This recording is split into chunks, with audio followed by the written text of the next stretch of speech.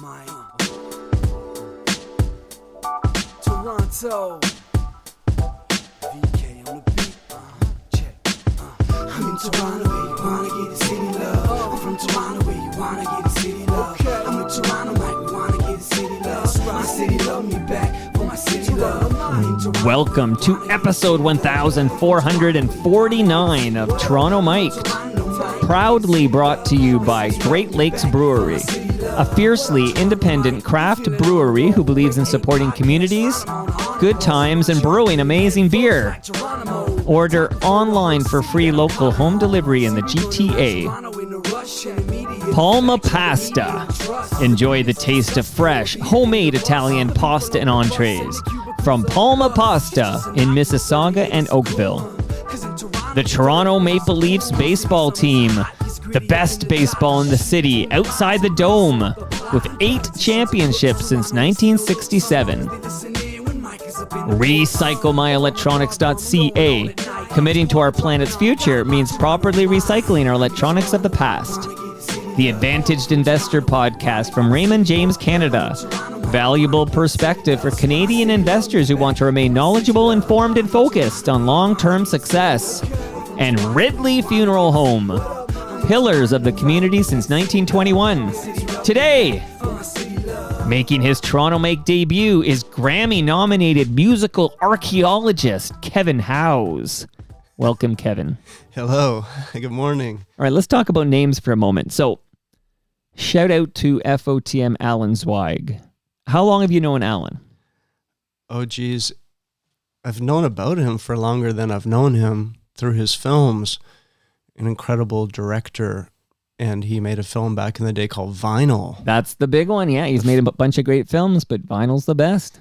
And I watched that in Vancouver, where I was living at the time, at the Pacific Cinematheque, a great repertory cinema. Okay. And yeah, it was pretty depressing. It was a glimpse into the world of record collecting and people who have gone well over, past the deep end in that world. And yeah, it was one of my friends actually that saw the movie was like, he quit record collecting after watching it. He just couldn't scared straight. He couldn't deal with the darkness. Right. But I proceeded to go a little bit deeper myself. But no, that was my first knowledge of Alan. And then I met him actually at the Ossington, the now defunct Ossington bar on Ossington Street in Toronto. And I was doing a DJ night at the time. This goes back to around the 2008, 2009.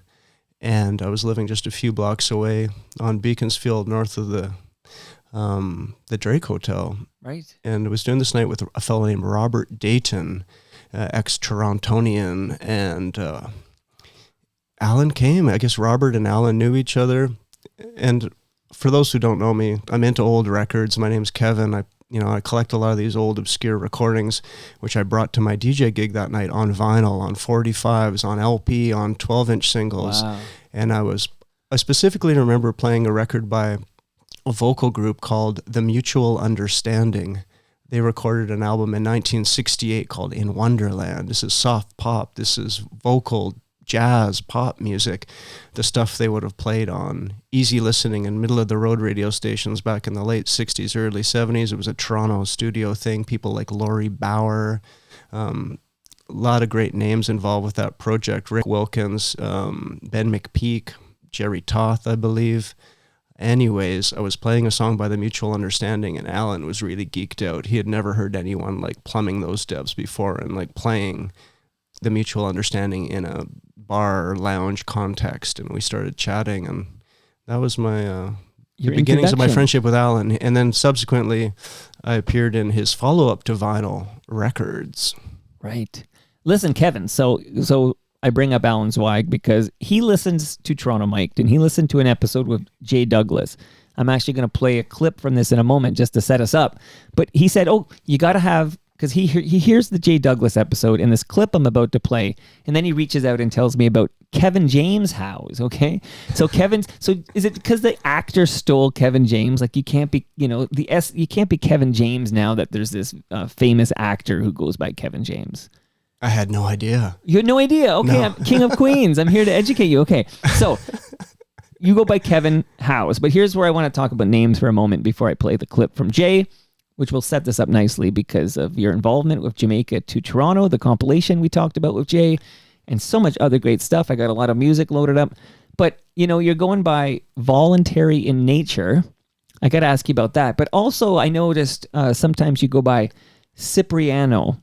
So are these different personas? Are these just three names for the same dude? How does this work for you? Yeah, names that appeared through passages in time, reflections of the self, fantasy, excitement. Well, like Cipriano was my DJ handle back in the day. I started playing records in like the mid-1990s in Vancouver. You need a name. Yeah, Kevin Howes, Kevin James Howes. Didn't really, KJ. There's been all sorts of names thrown at me over the years too. I had a nickname in my younger years, Kareem. Okay, That was like the Kareem Abdul-Jabbar. Yeah, I played basketball and I was tall. Okay. That was like a high school thing in Markham. Brother Andre, Catholic high school, shout out. I know Brother Andre. Okay, so wait a minute. You're a Vancouver guy, but you're here too? Like I was born. I'm so sort many of questions like, for I don't you. know. The term bi-coastal doesn't really work, but I guess I'm like a personification of the rivalry between Toronto and Vancouver, that storm that exists. I was born in Branson Hospital at Bathurst and Finch area. Toronto. And I grew up in Richmond Hill. It was the first house I lived in a block from a shopping mall. That would be Hillcrest Mall. And lived there with my family who have Quebecois heritage and British heritage. And I guess my grandparents had moved to BC in the 70s from Montreal or Lake of Two Mountains and just outside. And eventually, like my family, my dad, through his work, he got a transfer out there, and in 1980, I was 6 years old at the time, and we moved out to BC. We're the same age. Oh, awesome. So you're turning 50 this year? Yeah. Me too. Oh, that's nice. Look at you. Welcome to the club. Okay. Wait, what month are you turning 50? In September 23rd, I share a birthday with Bruce Springsteen, which Wow. doesn't really personally chuff me too much, but the big one is John Coltrane. Okay, listen, okay. I'm going to get to 50 before you. In fact, here, we're going to come back to Cipriano. We're going to get back to everything. Eventually, I'll play the Jay Douglas clip. I got lots of great music, lots of ground to cover. But I'm inviting you right now. This is important, okay, Kevin? I'm inviting you right now to TMLX 15, which is the Toronto Mike Listener Experience, our 15th. It's at Great Lakes Brewery here in Southern Etobicoke on June 27 from 6 to 9 p.m. It is also my 50th birthday. I will make sure your first beer is on the house. I will make sure Palma Pasta feeds you. You're going to be taken care of. You're going to have a great time. You got to be there, man. It sounds awesome. I love gatherings. You got to be there. I got to get FOTM Kevin Howes, a.k.a. Cipriano, a.k.a. Voluntary in Nature at TMLX 15. Awesome. That sounds really good. I should like also just say, like, yeah, the back and forth thing. So yeah, I moved there in 1980. I know, we're going to get back. I know you're eager to get back to that. Just move. Okay, so you're I love a good Vancouver. party. Trust me, that's well known across the land. It's and to celebrate Right. a friend's 50th, that's actually really credible. And I'll be asking, how does it feel? Yeah, and I'll let you know, and you'll know for September. Okay, so you're now moving with the family to Vancouver? Yeah, just outside. Lived in a town called Port Coquitlam. Yeah, Is that where Terry Fox is from? Yes, it is. And I know this is a show for stories. I have a not so great. Well, I have, Terry Fox was inspiring. We would do the Terry Fox run and raise funds for cancer awareness. And many years later, actually lost my mother to cancer. So I'm sorry. that's a very symbolic thing. But I had can I just break into this little Terry Fox story? Or? Have you not heard an episode of Toronto Mike? We do the tangents. I we ramble. come back. I'm a rambler. All right, I'm ready. This is probably in like the mid 1990s. I had come of age and back living in BC. In between moving there in 1980, we did have another return to Ontario. I lived in Unionville. I went to high school in Markham. Okay. This is like Brother Andre. Brother Andre. See how much I know? Okay. Basketball. Paying attention. You're listening. Kareem. Mid to late 80s, just around early 90s, we were back in Ontario, but then moved back to BC. I came of age there. I ended up finishing high school. I broke my back in my last year of high school, but that's a different story. Otherwise, you'd be in the NCAA.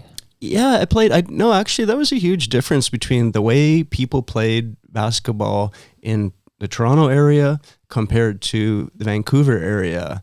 It was a different energy. I was a big street ball player and would play at my elementary school, John 23rd in Unionville. We'd just be playing street ball all the time. I also played for Brother Andre. There was also the Mamba League, Markham Unionville Minor Basketball Association that I played in as well. And my dad was doing some coaching there along with Mr. Critchlow, Dwayne Critchlow's father. It was one of my like street ball rivalries or what have you. But no, we're always playing basketball. We're always like having a good time with that. But it was a different style of playing. And when I was back in BC finishing my high school, I tried out for the basketball team and I just didn't. It was a different game, a different feel, and I actually didn't make the team. I think I was in like a minor team. So they were better in Vancouver. I was better in TO. Oh, you're sorry. I got it all backwards. No, it's more better here. Playing street ball Steve with my Nash friends. comes out of Victoria. Yeah, he got he did really The well. greatest Canadian basketball player of all time. Leo Routens, maybe? I don't know. He's the kid from Keele Street. Or Leo Routens. So he's here. Yes, and there's also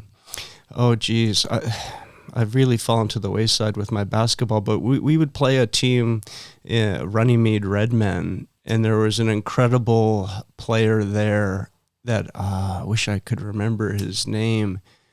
The players back in the late 80s in the GTA were incredible. Like, Rowan Barrett. Yeah. Of course. Right? So his kid's a player now. Like these are like legends with of the Raptors. basketball. Yeah. And say I have definitely, like, my time for involvement was definitely in, like the mid to late 80s. Some of my earliest memories are actually watching my dad play basketball. My grandmother, his mother played basketball way back in the day. But no, I loved the Lakers. I was an LA sort of prime time, supporter. And Showtime, sorry, not prime Showtime was, the Magic Johnson, James Worthy, and of course you're Kareem, right? He's on of that course. team, So I had that. course. And I had a pretty good skyhook. I had a mini skyhook as well. And for the record, you're 6'3". I am 6'3". Yeah, I'm still growing. Your hair, maybe. Okay. All right. Now lots. So you're a Toronto guy who ends up in Vancouver for your, I guess you come of age in Vancouver, right? Yeah, I did. I came of age. So we were at. What does that mean? Does that mean you start dating? Like, what does come of age mean? I turned 19. So that was a huge shift for me because by that point I was had really developed a keen interest in music. And the idea to be able to go to a venue in Vancouver like the Town Pump, the late Town Pump, or the Commodore Ballroom, these, well-established, well-loved places that had music. It wasn't even at that point for me about drinking, the beer or the Long Island iced teas or whatever people were drinking at the time, the gin and tonics.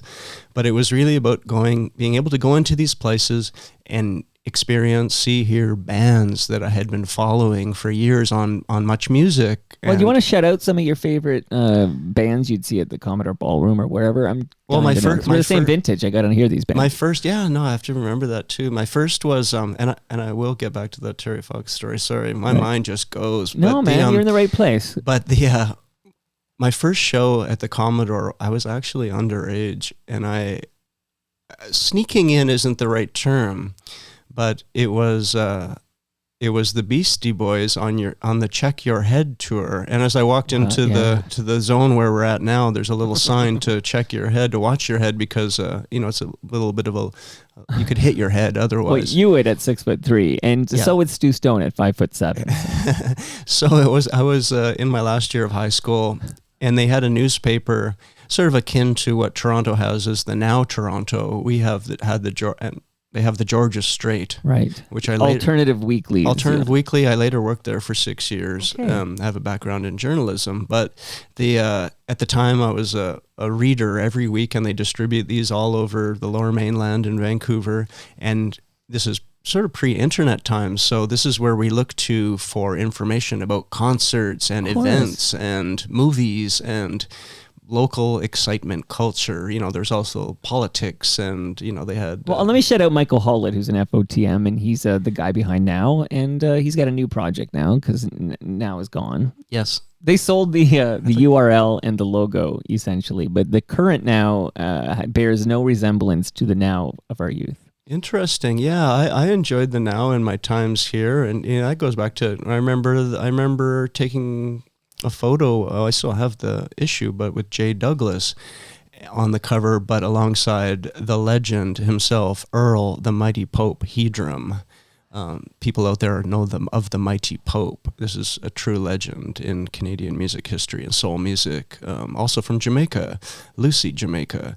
But the Georgia Strait was it was a great. In the Now, these were really important pre-internet. This is where we learned about stuff, and you know there was music sections and record reviews, and I'd follow this stuff and weekly. And one day, I guess it was like you see the ad. Coming soon to the Commodore, the Beastie Boys, and they were just about to release But am I nuts? Isn't that too small a venue for them at the Check Your Head tour? Well, that was the sort of beginning of their ascent back into. But License to Ill was like a #1 album. Yeah, it was massive. I think it sold like, I could be wrong, like 25 million copies or something like that. Commercial letdown, although we love it, is Paul's Boutique. 100%. And then you're right. Now You're Back, Pass the Mic, and yeah. So they were like, they weren't starting. What You Want. Yeah, they weren't starting from the beginning, but they were definitely. They were definitely rebuilding, reloading. They were reloading. They had sort of fallen off commercially. Yeah. That Paul's Boutique was a failure, but yes, a cult classic and underground. Now it has, it has its place in the pantheon of great records or what have you. But I guess at Check Your Head as well, they were returning to their punk roots and their earlier roots. So they were actually Time for Living and all that. Amazing. Playing music again, like in terms of not like music in terms of like drums, bass, guitar, not like sample-based hip-hop and rapping and rhyming and stuff. You know, that is still my favorite Beastie Boys album is Check Your Head. The whole thing, just love all of it. Oh, it's killer. So like I was well excited about that that concert announcement, but you looked into it a little bit deeper and it's like, oh, it's at this place called the Commodore Ballroom. You learn that it's like a ballroom that had been existing since the 1920s at least.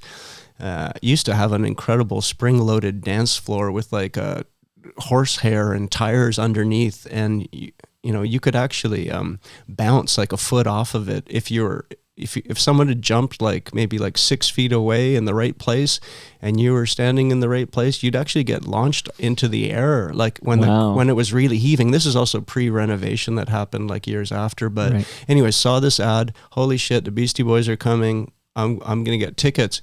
Oh, fuck. It's 19 plus. Right. I'm not old enough. I'm in my last year of high school. I'm like 17 or 18 or whatever it is at the time. And I think you might have even needed a credit card to buy tickets. I can't remember how it worked. Nah, you didn't need a credit card back then. I don't think. No, you go to the mall. You got to line up. Yeah, I mean, at least I think in that era, because I was buying lots of tickets, I think you got a wristband, right? Didn't you go to the outlet and the Ticketmaster outlet, get a wristband, and then they say come back Saturday morning at 10 a.m. And then they did a lottery to see who's first in line. There was stuff like that happening. I also remember like sleeping out on the street, right a block from the Pacific Cinematheque. Actually, was a Ticketmaster thing in Vancouver, off Davie and Howe Street or something. And we were lining up overnight to get tickets for The Cult and Lenny Kravitz. Wow! Back in the early 90s. But I think the way I remember it, I was like, oh, I got to go to this concert, and I think maybe I asked my dad to buy the tickets on his credit card or something like that. Sure. Anyways, I got 2 tickets to the Beastie Boys at the Commodore, knowing that I was underage and knowing that it was a gamble. It was like, But you are 6'3". We were. So can you grow a mustache? Oh man, I was so skinny back then. It was a Hail Mary. Just right. I wasn't going to miss the opportunity to see that show. So weeks and weeks later, it's the day of the show, and I go downtown early with my friend Dave Hollington. And we actually bumped into Ad Rock and Mike D at the late Collector's RPM record store. at Pender and Seymour, right on the corner. They used to have a Beatles museum in there and a Kiss museum. It's sort of a legendary spot. It was owned by an old cantankerous British dude. And anyways, it was where some of my earliest crate digging was done in there. I still have a record that I purchased there. It's a white label LP by a group called the Scatolites. I remember the Scatolites. Inventor of ska music from Jamaica, and who I actually got to see in concert just a little bit after that era. But anyways, we met Mike D and Adrock in the shop. They were digging. They're like, they really inspired me to like look for old records, and the whole process of sampling that was coming out of like New York and hit the hip hop sort of explosion. Public Enemy, Boogie Down Productions, Big Daddy Kane, Biz Markie, like who appears on Check Your Head. Beastie Boys, Biz is on there. Of course, all that was really inspiring. That producers were taking these old records and like some of the stuff that I had in my family's record collection, things that my parents had, Isaac Hayes records, Jimi Hendrix, what have you, and taking these little snippets from these old records and making new rhythm tracks with them for MCs to rap over. And I found that so incredible. So yeah, I'm there with Mike D and Adrock, and we were pretty nervous. Okay, so Kevin, sorry. Yeah. I'm going to just help guide you along, only because I realize what's going to happen is we're going to hit noon and I'll be like, oh yeah, we never got to these compilations. Okay, so I'm going to help you out here. Okay, so hold my hand. This is going to be a journey. I do need that Terry Fox story because we teased it. But is this the dawn, like the birth of Cipriano? And what the hell does Cipriano mean? For sure. Well, it's like we talked to Mike D and Adrock saying, we're underage. We got tickets to your concert, and really hope we can get in or whatever. And like, it's sort of like, oh, we'll make sure your name's at the door or whatever. I had a doctored learner's permit. I didn't have my driver's license yet. I had this yellow sheet of paper that I literally like took out the white out and a pen and an X-Acto knife, and I'd fudged this learner's permit and walk up the steps to the Commodore. There's a huge bouncer waiting at the top for me to ask for my ID. And I go into my pocket on my hands shaking, and I sort of show it to him. I said, we saw the Beastie Boys earlier. They might have left our names. He looks at my ID. He puts it back and he says, go right on in. Wow. And I was like, good old days. I went right to the bathroom and and then I look over, and then David just come right in. He got in too.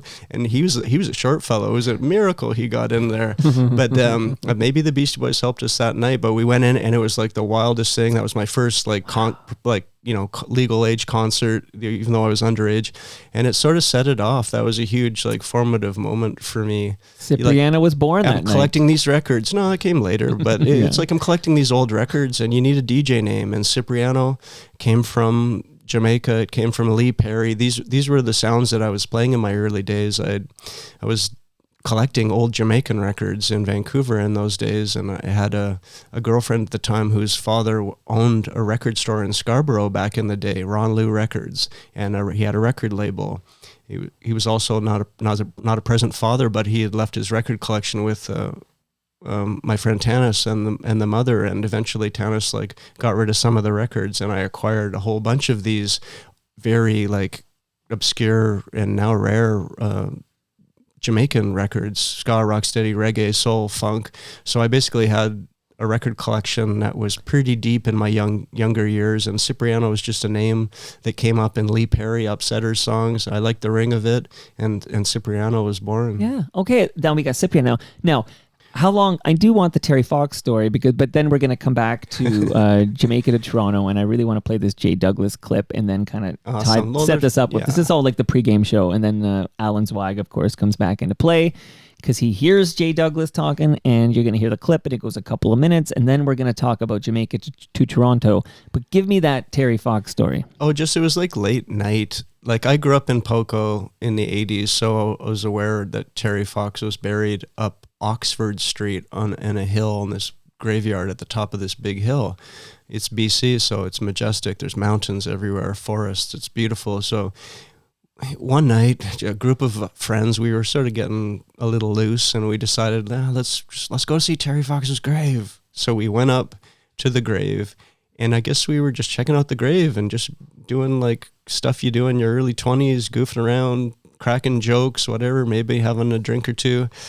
And maybe we were causing a bit of a ruckus. And there's not houses super close, but close enough by, I guess, or they monitor the graveyard, and lo and behold, the police car pulls into the graveyard and drives up to us. I personally see the cop car and I split into the bushes.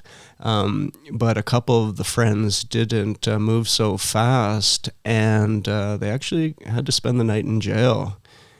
Sacred ground. Yeah, it's like, don't go there at night and don't mess. We were being respectful, like, all due respect to Terry Fox. What a true hero.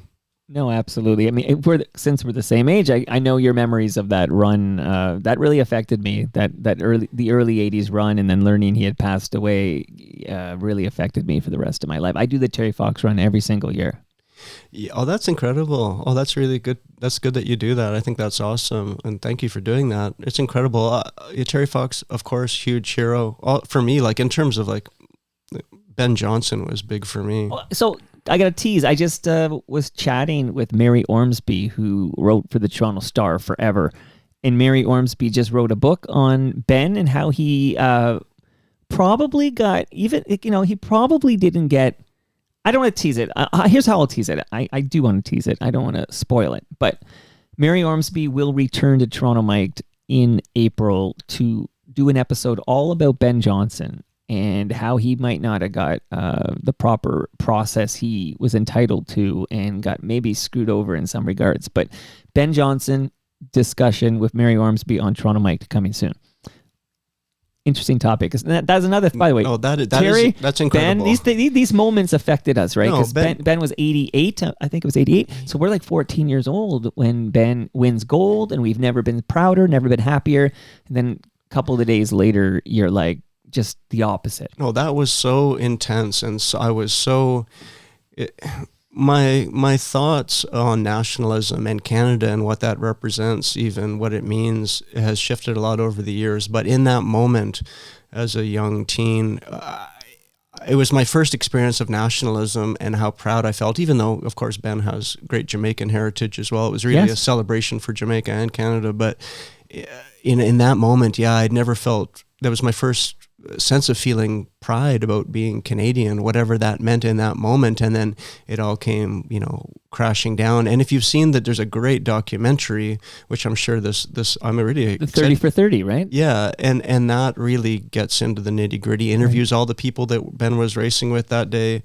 And it's just a sad, and then how that then spiraled into the next years and subsequent years for Ben, and it was just he's still a hero to me. Well, to bring this story full circle, I produce a show for Donovan Bailey. So once a week, Donovan's in the basement here. He sits right there, Jason Portuano there. So Donovan Bailey, 8 years later, is the fastest man in the world, wins gold, does it clean. I feel like that for a nation, like that was kind of part of the healing was what Donovan Bailey did for this country in 1996 in Atlanta. Yeah, that's beautiful. Shout out to Donovan Bailey. He's in Jamaica right now. That's really cool. That's awesome, and really cool to be sitting with. Also, like, where you've had so many great people roll through. Like, I'm definitely aware of the program, and like, honored to be amazing sitting here. Well, thanks for that. Okay, Kevin, so here's what we're gonna do. I'm gonna play a couple of minutes of Jay Douglas just because I like hearing him talk. It kind of calms me. Although you have a nice patter to you where I'm kind of feeling myself chilling out too. So thank you for that. Now here's Jay Douglas on Toronto Mic'd, and this will set things up. So just imagine Alan Zweig listening to this because he listens to Toronto Mic'd. So hello to Alan, a good FOTM himself. Alan Zweig hears this, and then he reaches out to me. I'll see you on the other side. When we did the Jamaica to Toronto, this song was on the compilation. And when it got into the States, one journalist from out the West Coast, they said they didn't know such kind of soul music would come from the Northlands when they heard this song. And you said, well, it's coming from Montego Bay, is what you said there. So tell me about this compilation. Jamaica to Toronto. Tell me how that came to be and what that is for those who maybe haven't. Jamaica to Toronto came about because of a young man who's from Montego Bay. We did talent shows in Montego Bay, Wayne McGee. And he came to Canada.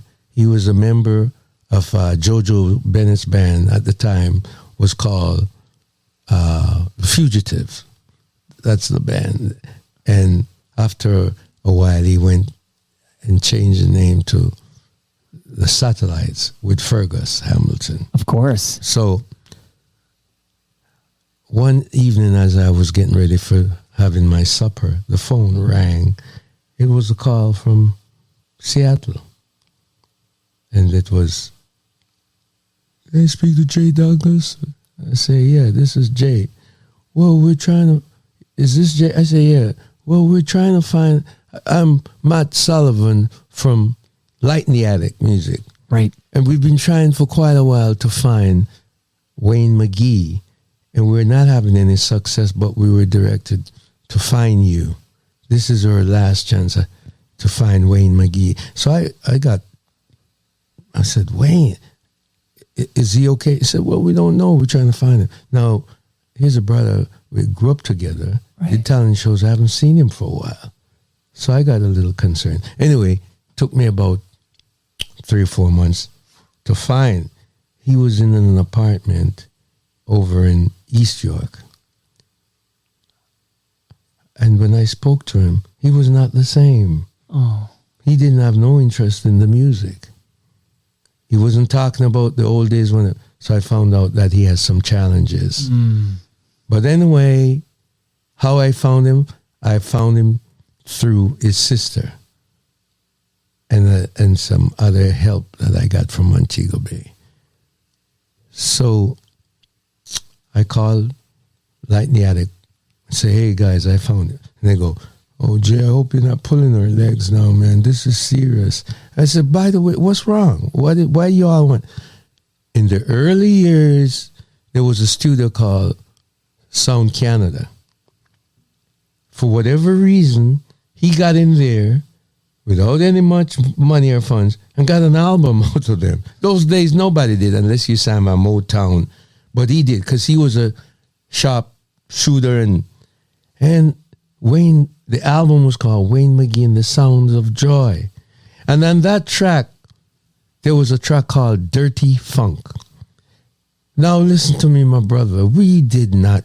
On that track, the drummer was Everton Pablo Paul. He did not know he was creating hip hop.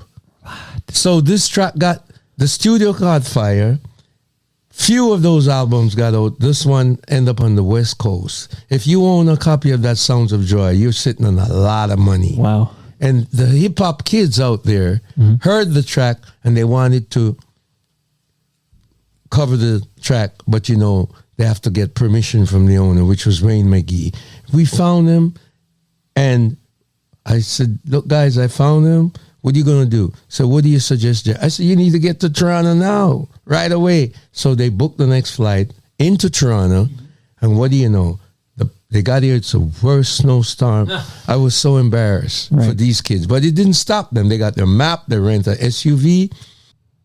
All right, so that's Jay Douglas on Toronto Mike. That was 8 episodes ago. Yeah, 7 episodes ago. I think it was 1442 or something like that. The super ego episode. The super ego? No pun intended. All right, so Wayne, there's a lot of ground to cover here. This is why you're here, Kevin. But Alan thinks you were the guy calling Jay. Oh, no, I think it was a journalist because... From Seattle? Possibly. You talk. I want to hear the story here. And then maybe, you know what? Well, just in that, I produced and conceived the album Jamaica to Toronto, not trying to take any shine in regards to the music there, because my work would never be possible without my work in archival music production and liner note writing, which I've been nominated for 2 Grammys for, would not be possible without the incredible music made by artists like Jay and, of course, the insanely talented Wayne McGee.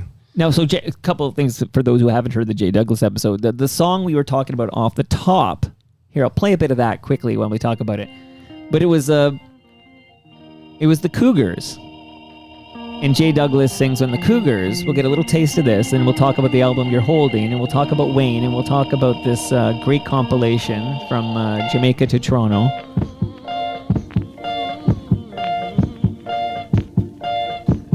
Sunshine, blue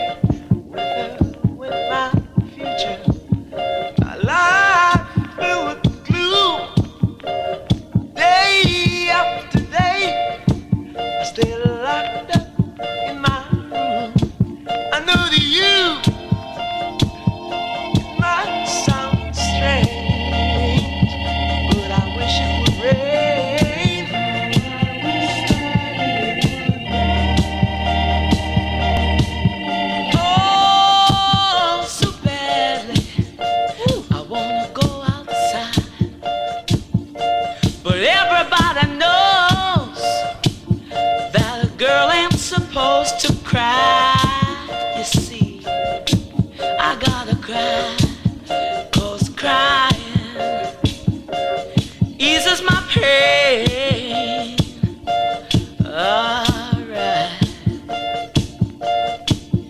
This hurt I feel inside, words could never explain. I wish it would rain.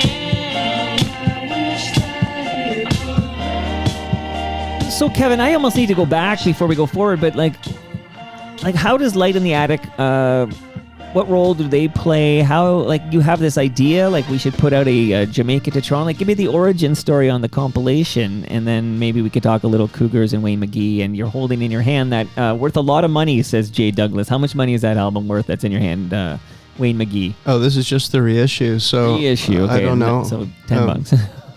No, records are expensive these days. Are they? Yeah, I only get them gifted to me, so I have no idea. Yeah, but you go to Sonic Boom, go to Cops Records if you're looking for vinyl records in the city of Toronto. They've got lots. Okay, talk to me about Jamaica to Toronto, the compilation. Well, it really, like Jay said, it really does go back to Wayne McGee. Wayne had recorded this album in Toronto way back in the day, after not too long after coming to Canada, and he got into the studio because he was, for lack of better words, shit hot singer, songwriter, guitar player, par excellence. And he had a unique sound, a unique voice. He wasn't just a carbon copy nightclub singer, lounge singer. He was a songwriter. He was a composer.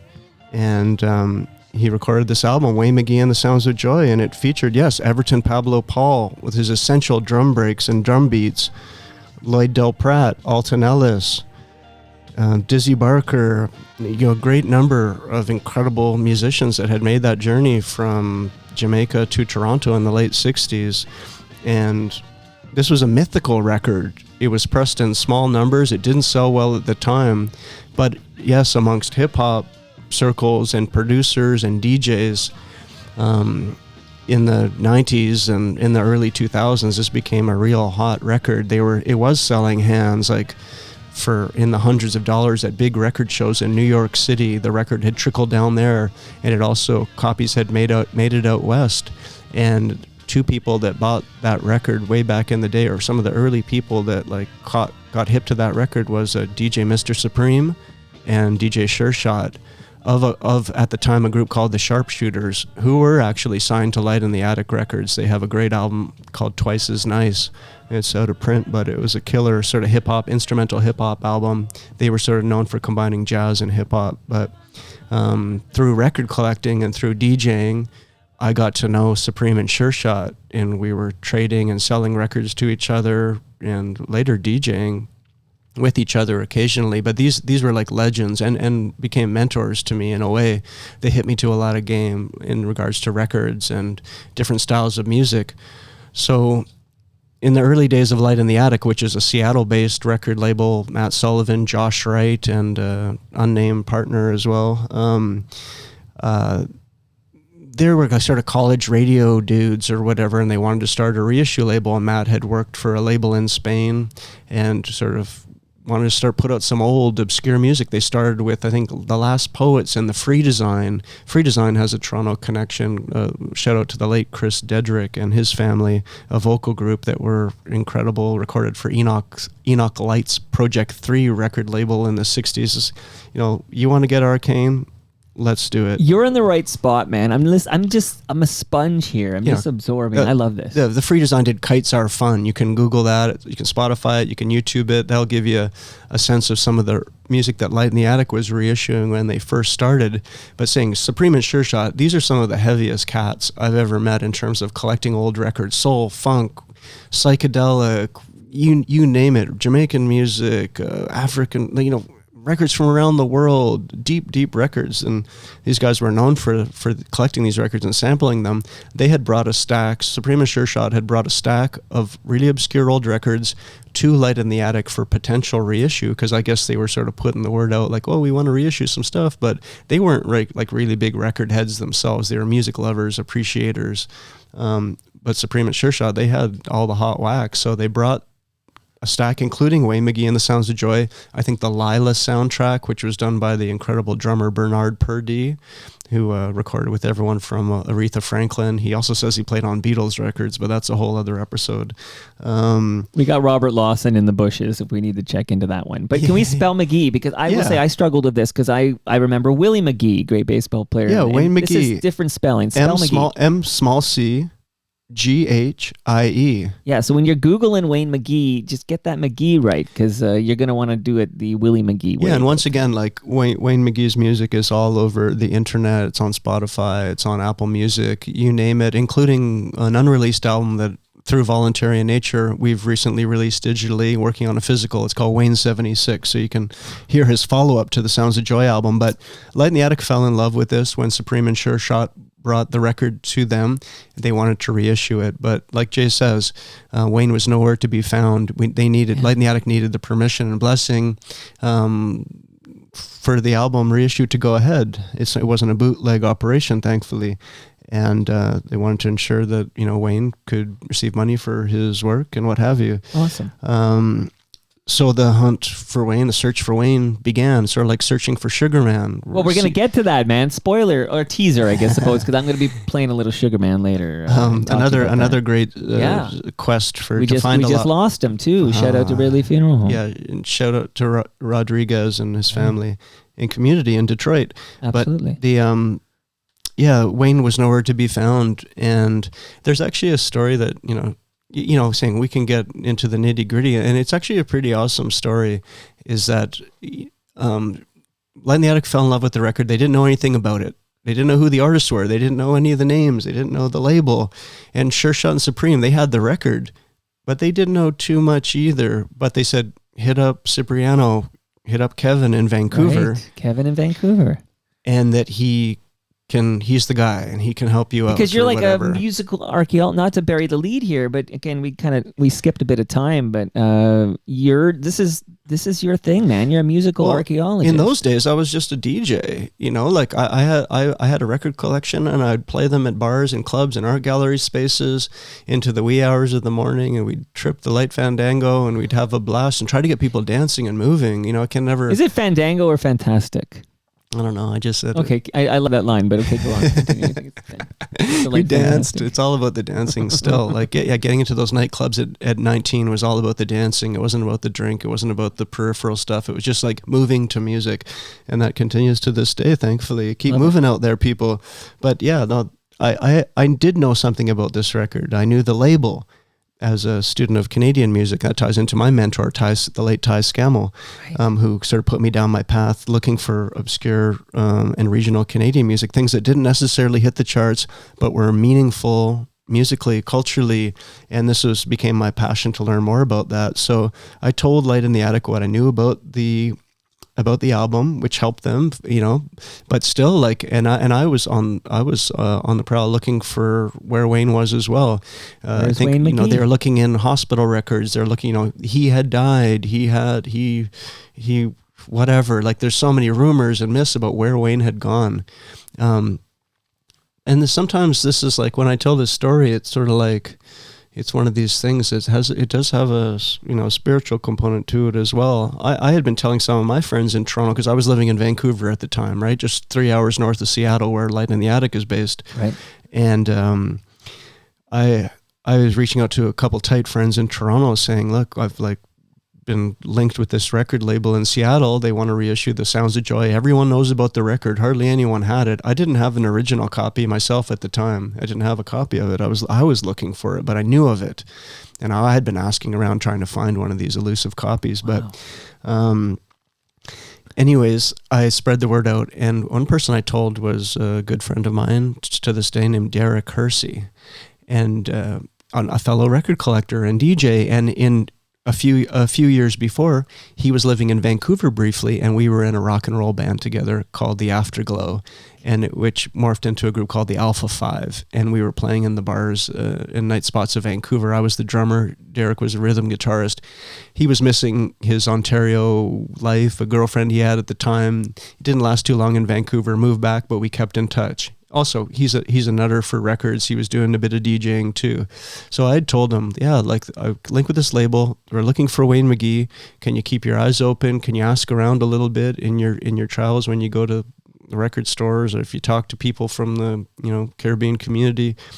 Any which way, I think him and his future now wife were at a wedding of a friend, and there was a band performing at the wedding, and Jay thought the band were pretty. I mean, Derek's. Spoiler alert! Spoiler. I knew. Don't worry. Whatever. It's coming soon. I'll fix it in post. Coming soon to a theater near you. But this is the untold stories, the raw, uncut stuff. But so Derek, there's a band, and it was Jay Douglas performing. But Derek didn't know Jay Douglas from Adam or whatever. He walks up to Jay, because I guess maybe he had played a reggae song or two, or maybe he had shared that he was maybe he talked about the Cougars from Montego Bay. Maybe he talked. No, in those days, I don't think he was talking about the Cougars. That came later. Gotcha. That came with the album and stuff. I think it was. Jamaica to Toronto. He was Jay, and still he's playing at the Old Mill. He's doing different functions. He was playing on the cruise ships for years and stuff, and he was a great singer and entertainer. Yes. Great fellow. But Derek went up and started talking to him, and then started asking him about many artists from back in the day in Toronto, because he probably said, I was active in the 70s or whatever. He's asking about Wayne McGee. He's asking about Frank Motley, who was the band leader for Jackie Shane.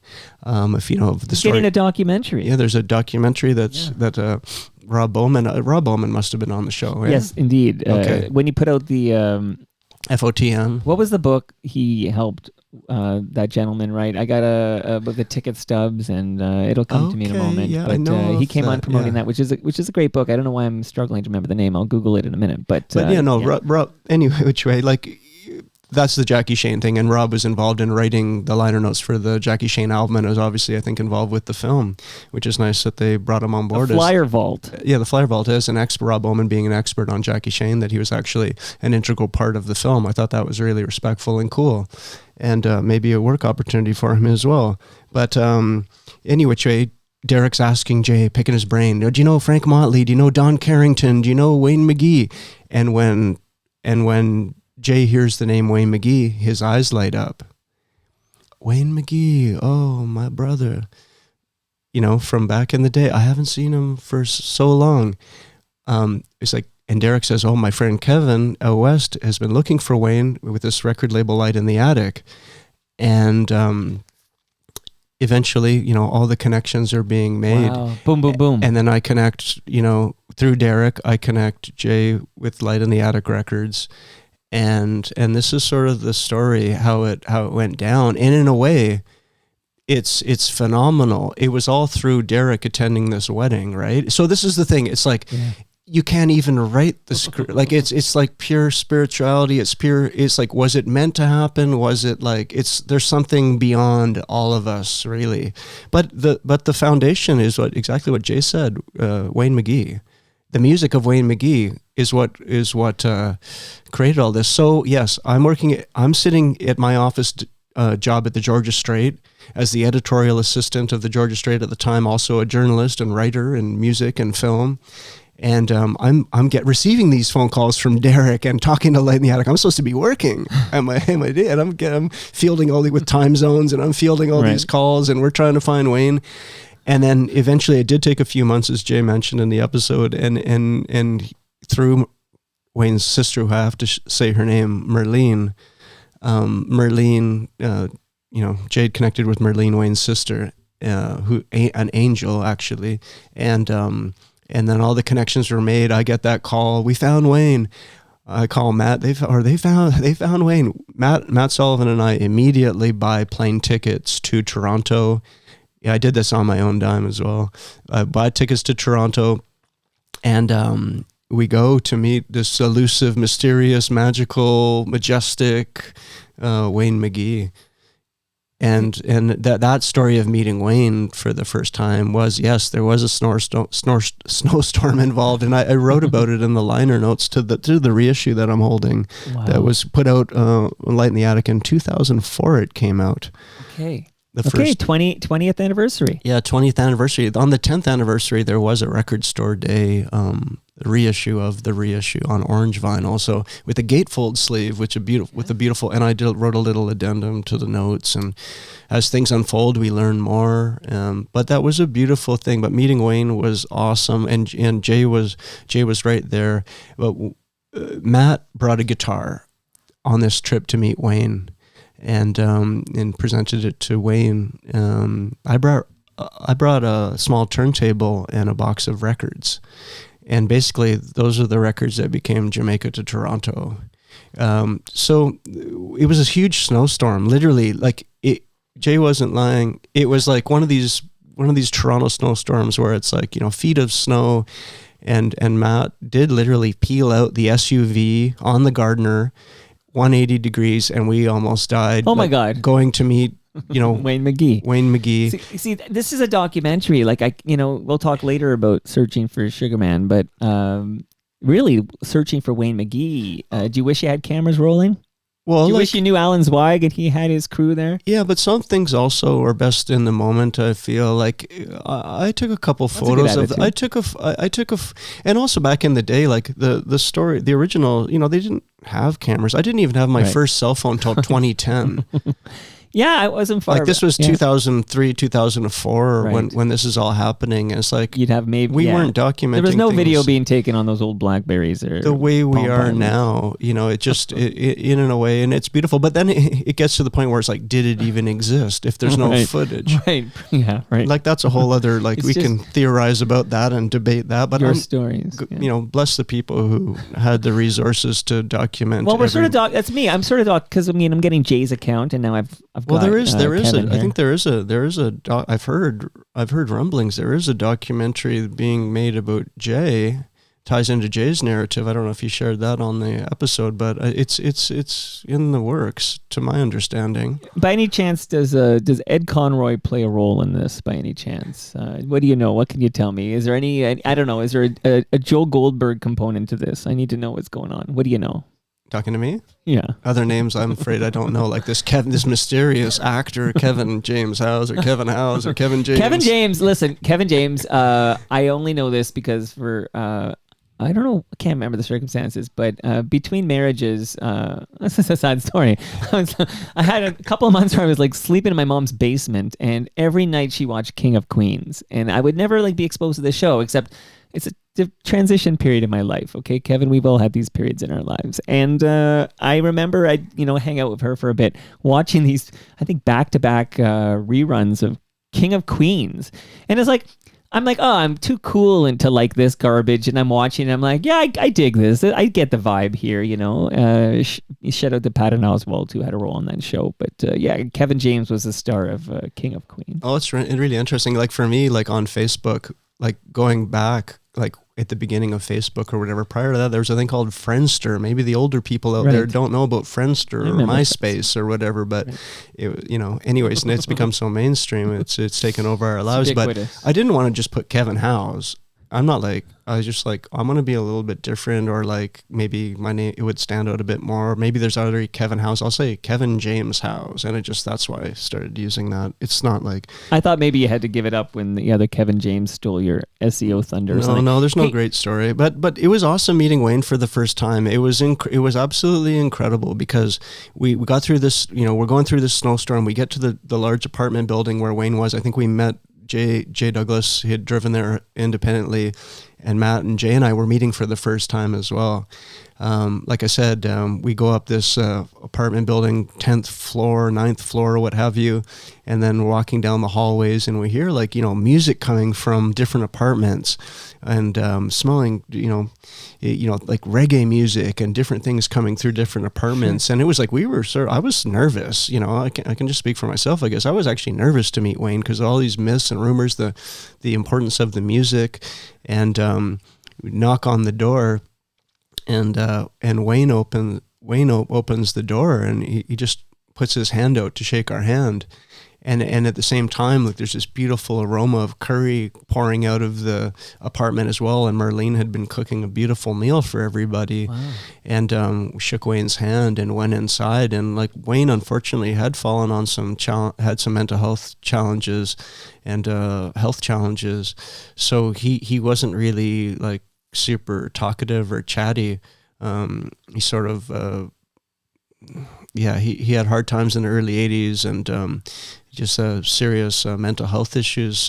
Had developed schizophrenia, and it was sad. But we were able to talk to him and to get his blessing and consent to share the music. And Matt was very thoughtful and had brought an acoustic guitar because we had learned that Wayne hadn't played guitar in 20, 30 years or what have you. So Matt, out of the kindness of his heart, brought this guitar, and Wayne like picked up the guitar. He sort of tuned it for a second, maybe like strummed it once, and then just sort of put it on the chair, put it down. But that was really powerful and moment. And then I had brought this portable turntable that I had bought in Tokyo in like 97. I used to go to Japan for record stuff, and just there's the Japanese story and connection is big part of my life. But I bought this little portable turntable that I had brought to meet Wayne, and also with a box of 45s, all the Jamaican Canadian music I had been collecting over the years and had been DJing. At that point, and we're all sitting around this sort of kitchen sort of table. And Marlene had made this beautiful meal for us, and we're eating home cooked Jamaican food, and it was just lovely. And then I pull out the turntable and started like, let's listen to some music, and started playing some of these old vinyl records. And there's Wayne, his sister, Roland, Marlene's husband, different family members were there.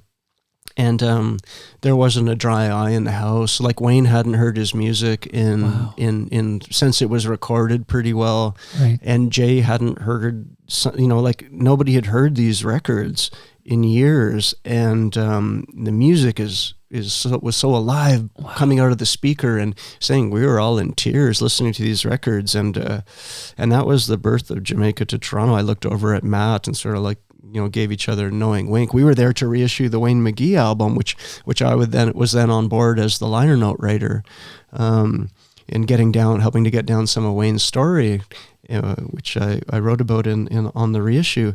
But then having collected all and known, like growing up in Markham as well, and knowing about the Jamaican and Caribbean community here, and collecting records by artists like Jackie Mittoo, Studio One music director in the 60s before he came to Canada, and just like one of the most seminal artists of all time. And saying I had these records, and we were listening to them, and it was clear what the next steps were to be between myself and Light in the Attic was to, for me to produce this record. But this is going back, like, and I was young. I was probably in my early 30s at the time, and I don't even think I was like properly credited on the album. But I think Cipriano. It says compiled by Cipriano and Light in the Attic. Light in the Attic didn't have anything to do in compiling this record. Right. And also, I don't even think I produced the record, and I don't even think I got a production credit. This is we're here to correct the record years, here. Yeah, just to lay it down. Like, because I don't even think Rosie Gray Teo, let's get that wiki some of the musicians and people involved with this project, like, I'm still like, it is setting the record straight in a way, because I don't think they actually know what I did. Like, Light in the Attic, it wouldn't have been possible without Light in the Attic. They were the bank. They funded it. They helped pay for PR to promote it, right. And it was great. It was so that's essentially the label. Yeah, that was the record label, right. And and even the but you're doing all the legwork. Like, you're assembling it. And and Matt was more involved in those days as later he became, because I worked on over 20 records with them in my time. And it sort of evolved into like, a working relationship where there was a lot. I was very generous with Light in the Attic in my time. Well, there are a couple I'm going to ask you about, but I'm dying to play some Wayne McGee. So we've kind of built up Wayne McGee. So here's some, again, maybe there won't be a dry eye in this room. Let me listen to this.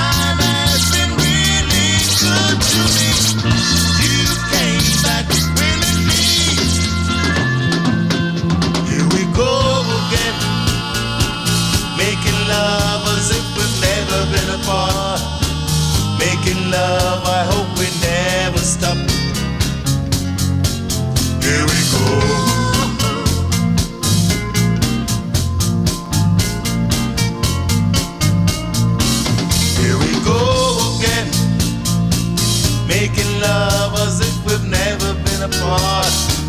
Making love, I hope we never stop. Here we go. Ooh, baby. Yeah.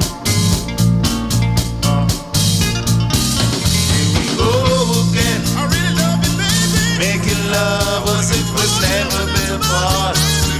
Making love, I hope we never stop. Here we go.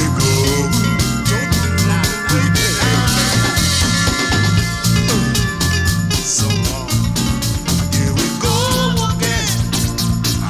Making love, baby, baby, apart. Making love, I hope we never stop.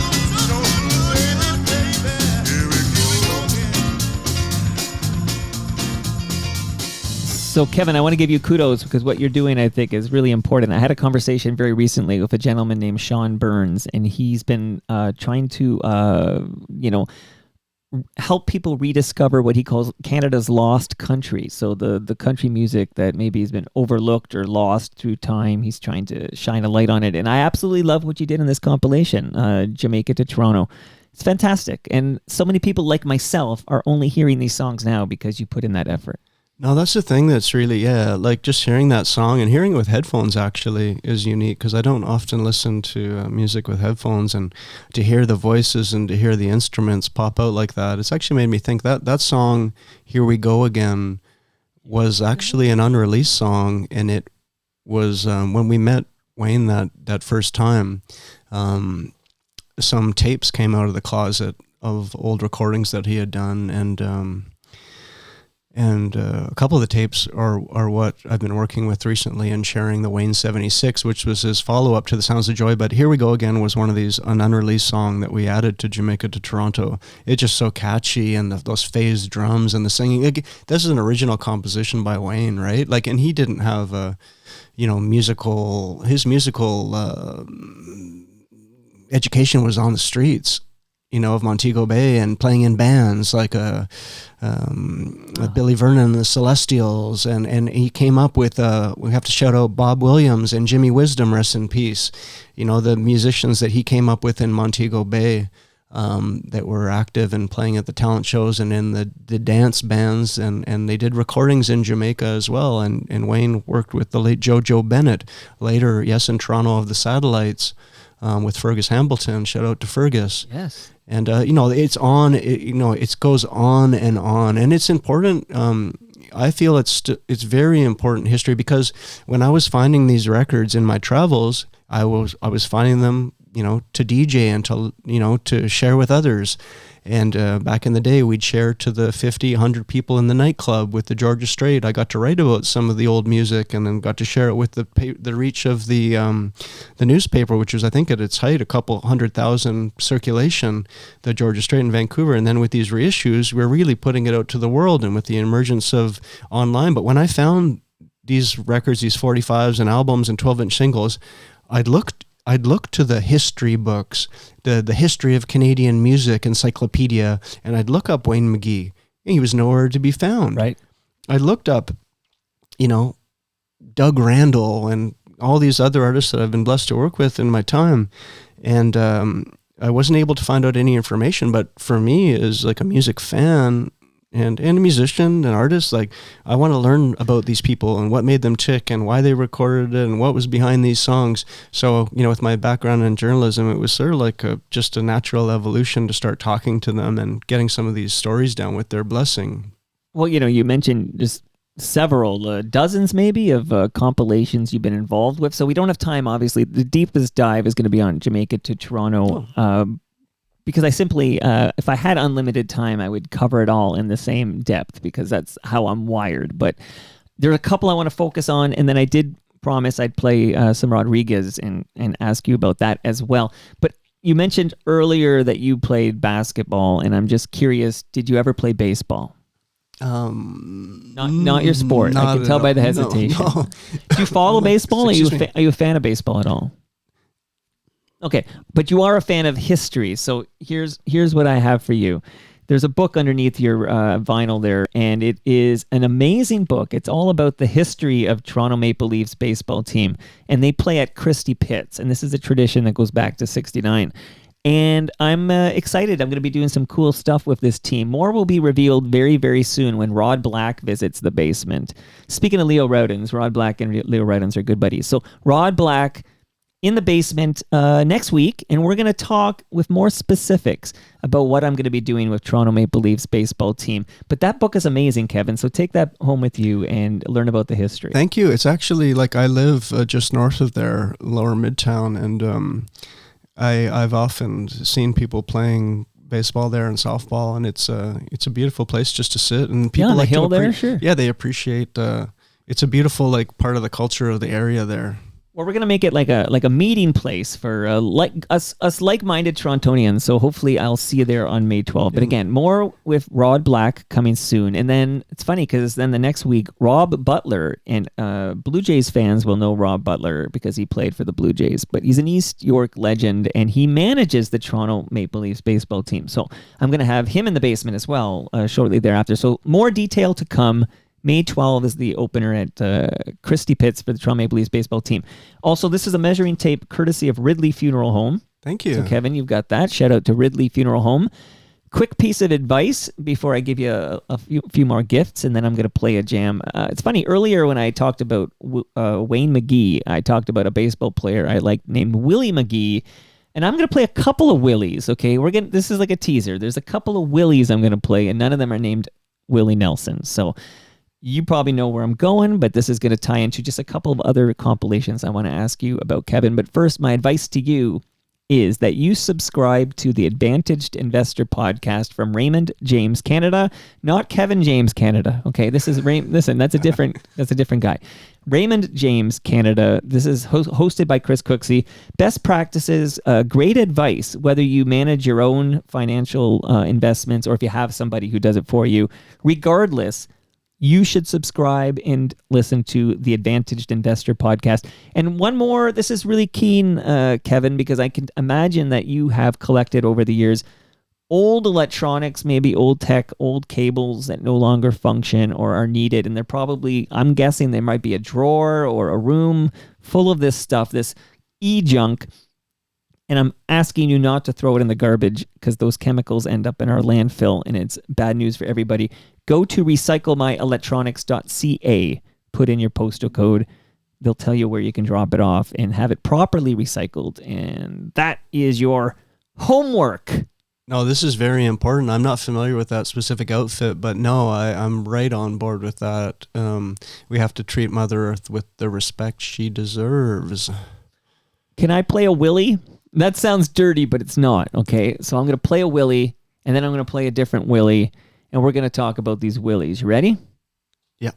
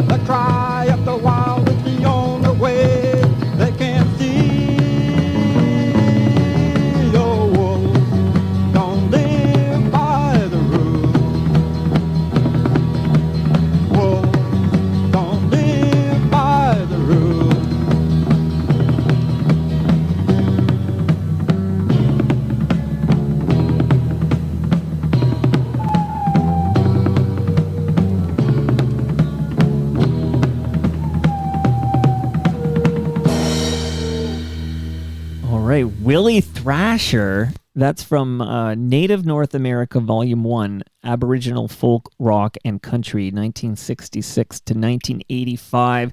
I've been listening to songs from this compilation, and I don't know these artists. These songs are amazing. That song's freaking amazing. Shout out to the Wolves in that song. Is this this is another great compilation you assembled? Yeah, Canadian Songwriters Hall of Fame? Question mark? Wolves Don't Live by the Rules by Willie Thrasher. I think it's time for that song to be honored. This is really it's such an unsung song, and I know this compilation has received a lot of media and radio support over the years.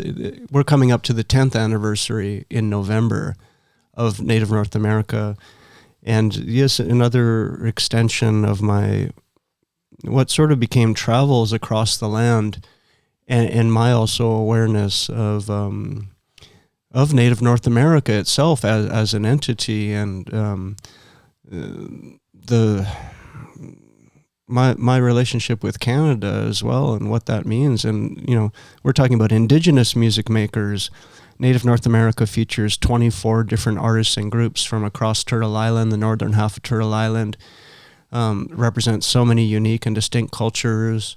Willie Thrasher is of Inuvialuit heritage, and he's from the northern regions, from Aklavik, which is just a little bit north of Inuvik, where we were able to actually travel and do some touring up there with Willie and his singing partner, Linda Saddleback. And I do just a quick shout out. Last week I was just north of Toronto, outside of Sudbury, seeing off our late friend Eric Landry, who was one of the important artists featured on the compilation, and with Jamaica to Toronto and Native North America. And I view these projects really as sort of like spiritual peers, and that the nature of these projects, working with veteran musicians, is that we've been losing them, unfortunately. And we just lost our dear friend Eric, and I was speaking with Willie Thrasher just yesterday about that loss as well. So shout out to Eric Landry's family and community. But Willie Thrasher is an incredible singer-songwriter, and he's still active, he's still rocking, he's still rolling, and I'd say he's writing the best songs of his life today in his 70s. Wow. But again, Willie Thrasher is a name I now know thanks to this compilation that you put together 10 years ago. Yeah, and big shout out to Light in the Attic as well, and to the CBC, and to APTN, and to all the incredible support that we've received for this. And it did put a lot of these artists on the Canadian map. Let's say they're known in Indigenous communities across the land, some of them. It has also raised awareness to Indigenous people about some of their artists as well, which is truly incredible. So I never wanted this album, the Native North America, to just be an album in the shops. And we had been done some touring with Jamaica to Toronto as well. There was a legendary Toronto concert at Harbourfront Centre in 2007 that launched the Jamaica to Toronto, with many of the performers that were featured on the album were hitting the stage, and many for the first time in 20 years. And I took on that with Native North America as well, also with my background in DJing and events and promotion and production, what have you. But we had Native North America gatherings. I think there's been over 15 of them now across into the Arctic and from coast to coast. But Willie Thrasher has been a big part of that, saying we were able to get Willie back up to the north to his northern communities, and he performed there at the Igloo Church, which was just phenomenal. This is a stone's throw from the residential school that he was sent to. So when in my search that, was sort of started through Ty Scammell, this old hippie from Vancouver that was getting involved in record dealing in the 80s, he sort of put me on my journey and looking for regional Canadian music. And through that took me to the Indigenous music makers who informed me about the land that I was born on. And it goes beyond Canada. And this has really shifted my consciousness and perspective, and it's been such an honor to spend time with artists like Eric Landry and Willie Thrasher, and to connect with people like the late there's another Willie too. There's two couple, but I won't say. Wait, don't say this name, because in fact, let me play this. Okay, so let me play a Willie. It's fun to say that. Let me play a Willie, because this will not only speak to the Native North American collection there, but also another project you worked on. And I also, the subject matter of this song strikes me because of my affection for The Tragically Hip and Gord Downey's project. And I've talked, there's an episode with Kevin Hearn. There's an episode of Toronto Mike with Kevin Hearn where we talk in great details about a project that was important to Gord in his final months of his life. But let's play Willie Dunn.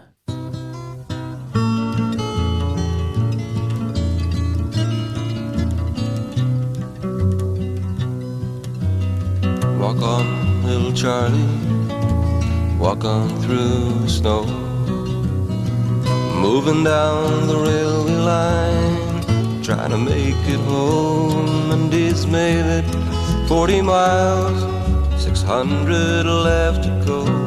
It's a long, old, lonesome journey, shuffling through the snow. Lonely as a single star in the skies above.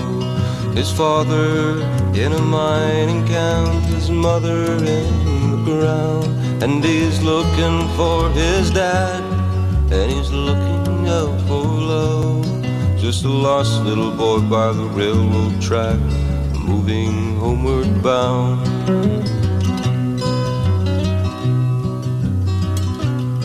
He's a-getting mighty hungry. It's been a time since last he's ate. And as the night grows colder, he wonders of his fate. For his legs are racked with pain, he staggers through the night. As he sees through his troubled eyes, his hands are turning white.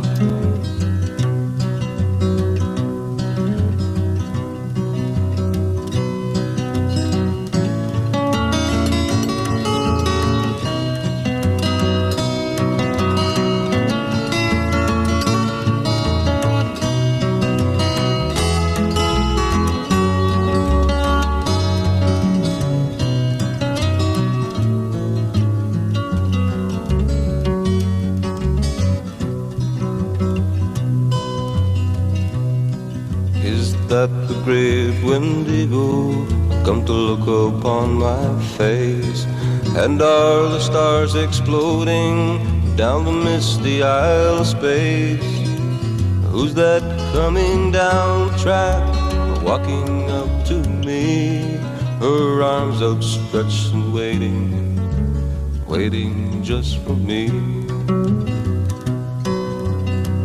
Little Charlie Wenjack, shuffling through the snow, moving down the railway line, trying to make it home. And he's made it 40 miles, 600 left to go.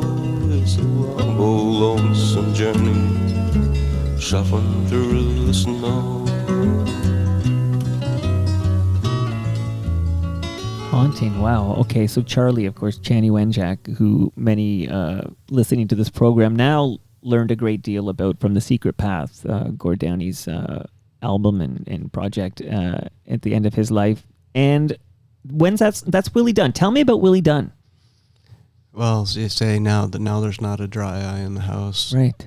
The story of Chanie Wenjack as brought into the musical spectrum by the late, great Willie Dunn, an artist of Mi'kmaq heritage, born and raised in Montreal, and became active in music in the mid-1960s in the folk music tradition. And that was a version that was released on his first album entitled Willie Dunn I believe that's from 1971, released actually, interesting enough, and showing the connectivity amongst people and music. And or at least on the Sumas label, also the label that issued Jackie Mitou's first Canadian album, Wishbone, in the same year. So, these are the great connections, and you would think that what does Willie Dunn have to do with Jackie Mitou? What, a native dude from Montreal and a fellow from Jamaica, but they're intrinsically linked through that time and moment when people in Canada were sharing records out there, and also they didn't sell well at the time. Maybe Jackie's album did okay, but Willie's album didn't hit the charts. But he was also a filmmaker, an incredible National Film Board director, and in 1968 he had through the NFB released the Ballad of Crowfoot, which I had seen in high school at Brother Andre. And years later, when I'm finding these records, I came across Willie Dunn's second album. Has a beautiful artwork, a painting by the late Cajones, Mohawk artist, and who painted that incredible image. And you start connecting the dots. But Willie was well known and loved. It's really interesting because of in the Secret Path project by the late great Gord Downie. Willie's name wasn't really out there in the mix, and it's a shame in a way because these are both two great Canadian artists, and and that Willie had set that story of Channy to music back then. It's almost like we're like, why isn't anyone talking about Willie in the colonial mass media? Right. And then you realize once again that it's like, unfortunately, we don't know and celebrate our history here, our shared history. Obviously, this is an indigenous history, and I'm of settler immigrant heritage myself. But it's like this is some of the motivation for the work and the importance of it, and the need to get these stories down, and the need for institutions like the Canadian Songwriters Hall of Fame to honor our almost unparalleled artists like the late Willie Dunn, and people like Willie Thrasher. And on and on, and it's really interesting. But I actually was really blessed to meet Gord near the. I don't know how far away it was from the end of his life, but he was touring with the Sadies, who through a shared love of music, I became pals with Dallas Good and Sean and of the Sadies, right? And they were performing. They did a great album together. Gord Downie and the Sadies, I think, was also including the Conquering Sun. Maybe it's a long title, but they toured that. Years later, actually, we did there was a thing for a Strombo 40, and I produced with my friend Malcolm Biddle out west. We with Willie Thrasher recorded a version of Budget Shoes from that album, which is incredible. Gord and the Sadies, and I went to the concert in Vancouver at a small place, I think it's called the Media Club, and hanging out backstage after. And Dallas, the late Dallas Good, Dr. Dallas Good, rest in peace again, all these people we've been losing. Dallas introduced me to Gord as this. I was producing Native North America at the time. It wasn't out yet. I was neck deep. Yeah, it was a 5-year production for me. And he introduced me as this kid that was making a indigenous music compilation, and I got to connect with Gord for a brief moment there, and he was really gracious and curious about the work that I was doing. And then unfortunately he had his health troubles and passed on, but before that it was what a gesture that Gord Downie gave to Canadians really is to help catch to get us up to speed with what Indigenous people are unfortunately well aware of, the colonial history, the residential schools, and that's why people don't know Willie Dunn necessarily, but they know Gord Downie because of some of these systemic issues that extend into the business of music as well. So I remember being interviewed with Lawrence Dunn, Willie's son, on Q. on CBC with Tom Power, and I think Tom brought it up, and I said that, I don't know, I made a little joke that Willie and Gord were having a good a good chat up there in the spirit world about all this stuff. Both artists had an incredible sense of humor as well. They can never be forgotten as well. The late Willie Dunn, he could have had a career as a stand-up comedian if he had chose to pursue that route, but instead he was letting people know, honoring his heritage and Indigenous people's heritage through his songs and films and art. An incredible person. Gord Downey too, with that Secret Path, it really brought a lot of it brought Channy's story to life again, which is important. But equally, I think it's important at the same time we have to continue to never to teach people about Willie Dunn for those who didn't know him, because Willie Dunn was very well known. Saying like, I was watching the Ballad of Crowfoot in high school in the early 90s. Right. He was known in the folk communities, but I think there's always musical education to be done out there, especially in the analog era, this pre everything being documented like we have today, and with our social media and our cell phones and devices. In those days, the real mavericks, the real trailblazers, do stand to be forgotten if their music and film and stories aren't held aloft. And I think that's something that needs to happen. And I try to play my small part in that.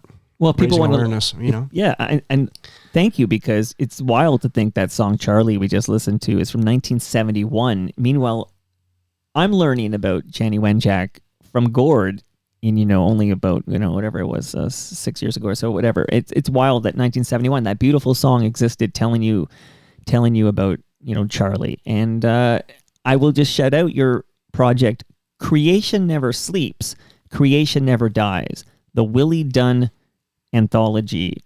That's separate from the Native North American series. Yeah, like we released a few spin-off albums from the Native North America series, which sort of was once again is something I pitched to Light in the Attic, and the Willie Dunn anthology was my last project. Offering it to Light in the Attic. So we're working through Voluntarian Nature now, but it was beautiful to help share Willie's music. There was a run of 2,000 vinyl records that sold out within a month, and I've been disappointed that the album, it was amazing because it was like this album in its presence in 2021 actually created at record stores like Cops and Sonic Boom, Willie Dunn header cards for the first time in the history of music. If people know about record stores, you walk in and it has an alphabetical artist or sections according to genre or what have you, and they have a what you call a header card for an artist. Right. The Beatles, Neil Young, Joni Mitchell, Leonard Cohen, many great Canadian artists who we know. But for the first time ever, there were Willie Dunn header cards created, and after a month, the album was no longer in the shops or in print anymore. As Jamaica to Toronto also ran its course for Light in the Attic, and I've always been very disappointed, just to, with all due respect, that these albums have not continued to be in print available because of the importance. And in a way, maybe that is the disconnect between the working with the US-based label, who don't always necessarily understand. They have their distribution chains and their stores that they work with. But and that's what we're trying to do now with Voluntarian Nature, just to make sure that these records are known and out there and continue to be in some format. Yes, all this music is available digitally, but it's with Spotify, you're not getting the 24-page Willie Dunn notes that walks you through Willie's life, or the Jamaica to Toronto booklet. You're not necessarily always getting the edification. And that's why thank you, Mike, today, because we're able to share. It comes through different forms today, but it's nice when it's like directly tied to the music experience itself, because it's there's so much more to it than the songs, but there's nothing without the songs, and the songs are what is really important. So in that regard, it's beautiful that Willie Dunn's music and Willie Thrasher's music and the music of the Cougars and Wayne McGee is out there for people to learn from and experience. And while the artists are still alive, people like Jay Douglas, it's amazing for him to be able to speak on his incredible history and the incredible accomplishments that he's still doing today. Absolutely. Can I give you a couple more gifts? I realized I didn't give you all your gifts here before I play a little. What are you, Nardwar? Does he give gifts? Yeah. Okay, what does he give? records and knickknacks, pins. I see. Okay. Any number of things. We got to get you up to speed on Nardwuar. I did. Yeah, it's a bit of a blind spot. Like, I feel I was too old. I know he was somebody asked me, how do I not know Nardwuar? And I think it's because when he shows up on much music, right? But I think I had aged out of much music when he shows up. Like, I think it was maybe the 2000s, or am I nuts there? I was trying to do the time crunching as to how because I was a huge much music guy from the moment it hit my cable until, I don't know, Oasis, right? Like through mid 90s or whatever, maybe even into the late 90s. But somehow I miss Nardwuar, and it's a complete blind spot to me. But I don't have the gifts maybe a Nardwuar has for you, but I do have fresh craft beer from Great Lakes Brewery. Again, they're hosting us at TMLX 15. You can take that home with you. And in my freezer upstairs, I have a large lasagna for you, courtesy of Palma Pasta. And they're going to feed us at TMLX 15. So you're taking a lot of swag home with you. No, thank you, Mike. And thank you, Great Lakes. And thanks, Palmas. And thanks, Ridley Funeral Home as well. Because this is, a measuring tape is always something that's handy. Can you measure the superego with a measuring tape? I like that, Jay. That was good. All right, I promised I'd play a little of this, and I got to ask you about your role here. A little Rodriguez. Before we say Sugar goodbye. man, won't you hurry? 'Cause I'm tired of these scenes. For a blue coin, won't you bring back all those colors to my dreams? Silver magic ships you carry, jumpers, Coke, sweet Mary Jane. Sugar man met a false friend on a lonely, dusty road. Lost my heart when I found it. It had turned to dead black coal. Silver magic. Now, of course, Kevin, the Academy Awards just took place, and I remember when Searching for Sugar Man won the Academy Award for Best Documentary, and I love that documentary, and that's when I, like many of us less cool people, learned about Rodriguez and his story. But please, tell the listenership, tell the FOTMs tuned in, I feel like you had a big role in the fact that documentary even exists. No. Am I overselling it? No, 100%. Unfortunately, but we all play our parts, and also too, I should say, like with all this stuff, what we've been touching on, there's no judgment to coming to music when you do, as long as you approach things with an open heart and ears or senses, really, senses that we're blessed to have. That's all that matters. There's no judgment. It's like, I just discovered Floyd's Dark Side of the Moon last year for it's Willie Dunn, Sugarman, all these people I come late to. We come to these things when we do, and there's never any judgment for that. It's just beautiful that this art is out there for us to enjoy. But no, with Rodriguez specifically, Light in the Attic, like Rodriguez, was there like a Wayne McGee back in the day? But maybe the hip hop producers and the crate digging DJs. We were grooving on Rodriguez's music back in the 90s. These two records that he made that had sort of fallen to the wayside didn't hit their commercial mark back in the day. And this is the music that we were playing in the clubs, like Sugar Man. It was like, it's a pretty big jam. It had been sampled in hip hop years later, and Light in the Attic wanted to reissue these two lost albums. And this, again, just so we're clear, though, this is before the documentary was in production. This is before the documentary's in production, and Light in the Attic, and they had a writer from England to write the liner notes, and he had reached out to Rodriguez, a notoriously shy and cryptic person living in Detroit. Well, he was thought to be missing, and people know Rodriguez's story pretty well, so I won't go into that in great detail, but he was thought to be missing. Any which way, he was found, and this great story, and this British music journalist, was tagged to write the liner notes to his albums. He got Rodriguez on the phone, and sort of had a freak out. He's like, I can't do this. He would ask Rodriguez, like, tell me about your early influences in music. And he'd start talking about the leaves on a tree. Like he was talking in riddle and rhyme, and this journalist, this journalist freaked out, and he bailed. I can't do it. Sorry, Matt Sullivan, the owner of Light in the Attic. I can't do it. Tapping out, yeah. And by that point, I had already done a lot of work. We'd done 6 albums in the Jamaica Toronto series, and a bunch of 45s, and maybe other stuff at that point as well. But Matt hit me up and said, Kevin, like, you're in Toronto, like Detroit's not too far. Would you like to write the liner notes to Rodriguez's albums? I'd be honored to. I love Rodriguez's music. We've been playing it and collecting it for years.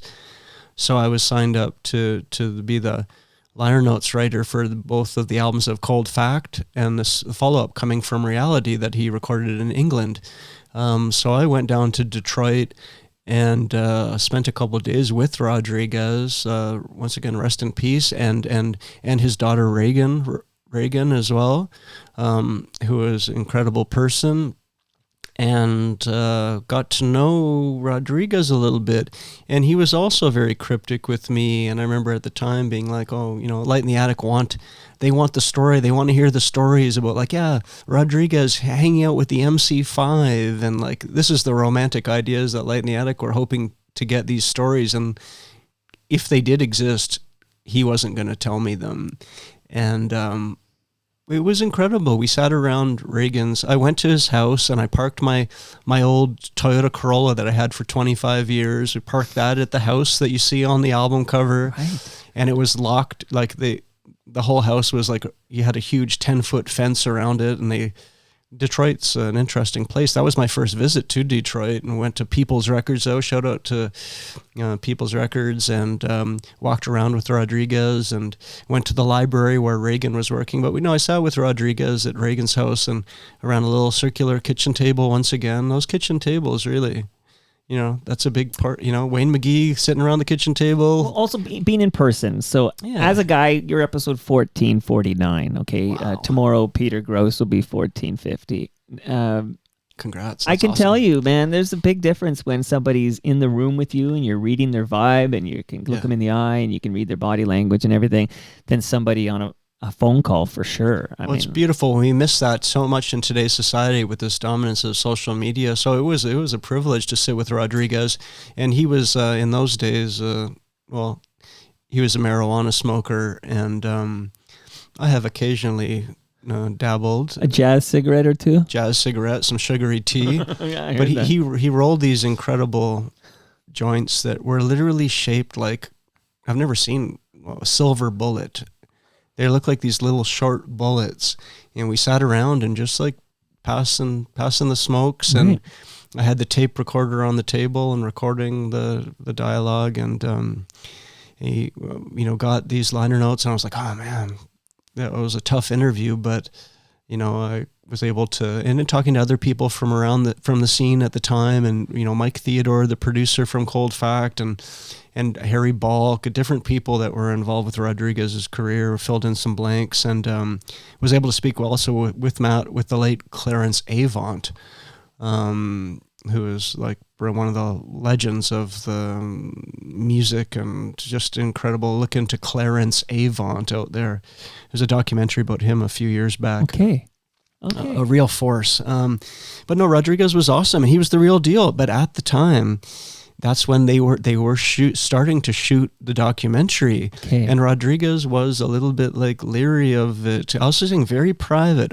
He wasn't willing to he wasn't trying to sell himself. He's not a self-promoter. He was a humble working class family man, and he wrote incredible music and songs, and he had an astute observational quality in his lyrics, and he had his finger on the pulse of cities like Detroit, but also the global experience, the things that that connect us all as human beings. And Rodriguez was just so astute. So he expressed a bit of leeriness about the film in that he wasn't sure, obviously, how it would play out and what the deal was. But lo and behold, the film was completed. It came out, I don't know how long after the reissues, but the reissues came out, and that helped to build awareness about Rodriguez and his story, and obviously, most importantly, his music. So by the time the film came out, there was already, some real good buzz happening, and the film just knocked out right out of the park with the incredible backstory. Unfortunately, the director passed away not too long after winning the Academy Award, and he killed himself, unfortunately. Malik Benjelloul. It was really sad. And then we just lost Rodriguez last year. So yeah, it's just such an honor for me. I guess there was also was able to help facilitate some of Rodriguez's backing bands for some of the live shows as well. Jay Anderson, ex Soundscapes employee, legendary drummer. Remember linking him with Rodriguez for their show at Harbourfront Centre, and Jay's always very appreciative of that exchange and the opportunity to play with such a legend like Rodriguez. But Jay's a legend too, right? But anyways, yeah, a lot of great connection in those days. A lot of music, a lot of motion, a lot of traveling, a lot of connection. And that continues to today, thankfully. Just gonna close, bringing back a little. That's more Wayne McGee there. More Wayne McGee. Just a little African wake here. What did you win the Grammys for? The Grammys? Yeah, I'm not sorry. Win. You were nominated. It's an honor just being nominated, Kevin. Okay, so what were you nominated for? 100%. And I'd like to. This is the first. This was recognition of my often unpaid and blood, sweat, and tears for decades. That recognition of my work meant the world to me, and also because it was recognition for artists who had never sort of reached into those roads as well. Like for Willie Dunn to be recognized by the Grammys through the historical recording nomination for Native North America, and subsequently for the album notes for the Willie Dunn anthology, the Willie Dunn Notes newspaper that we made. It's like, this is really incredible. So for me, it was awesome because at home here in Canada, like the Junos don't have an award that recognizes historical albums. I don't know. It's sort of like, it's that old story of people leave I'm not leaving Canada, but at the same time, it's like, I understand why people do, because that's where you're getting the respect and recognition for your work. It's like the Canadian music industry, like they're definitely aware of my work, but they're not including me. They're not creating opportunities for me to continue my work.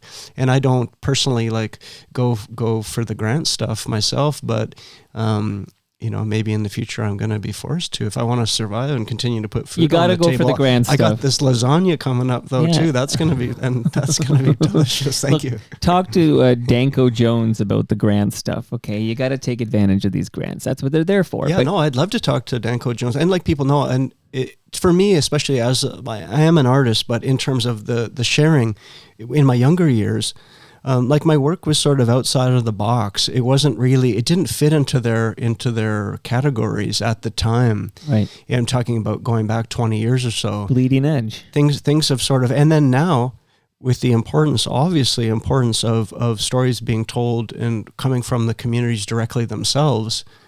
I was just at a unique place and time when I was the person that was kind of reaching out in a very organic and meaningful way. It wasn't like native music is hot, I'm going to make a native music comp. Right. This was a completely organic, and same with the Jamaica to Toronto and the other projects I've worked on. It was based on my genuine love and passion for music, my organic journey as a human being on planet Earth, and traveling and connecting with people.